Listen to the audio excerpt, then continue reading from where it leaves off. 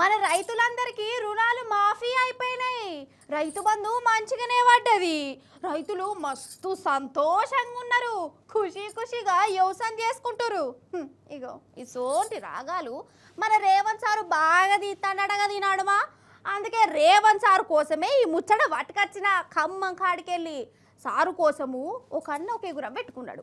అందుకే రేవంత్ సారు రైతులు ఎంత సంతోషంగా ఉన్నారు, మీ మీద ఎంత పాయిరం పెట్టుకున్నారు మీకు తెలవాలి సార్.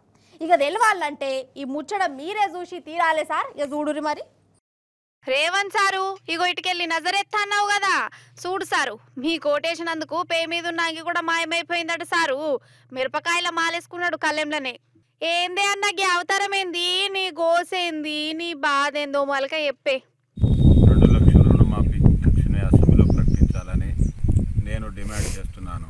రైతులు కష్టపడి మిర్చి పండించారు, కానీ మిర్చికి రేటు లేక వేసిన పెట్టుబడి కూడా వెళ్ళక కూలీలకు వెళ్ళక రైతులు ఆత్మహత్య చేసుకుంటున్నారు. హిన్నరానోళ్ళ 2 లక్షల రుణం మాఫీ కాలేదట. కష్టపడి మిరపకాయలు పండిస్తే గిట్టుబాటు ధర కూడా అత్తలేదట. అందుకే ఇక పండించిన మిరపకాయలను మెడల మాలేసుకొని ఒక ఇట్లా నిరసన చేసింది ఖమ్మం జిల్లా రైతు. ఇది ఒక్క రైతుదే కాదు, మన తెలంగాణ అంతా ఇదే పరిస్థితి ఉన్నది. మార్కెట్లకు బత్తాలు మిరపకాయలు వస్తున్నాయి, కానీ నడిమిట్ల కొనేటోళ్ళు మాత్రం అడ్డికి పావు చేయాలనుకుంటూ కొంటురట. కూలీల మందం కూడా వెళ్తలేవు, రైతులకు నెత్తి పట్టుకుంటుర్రు.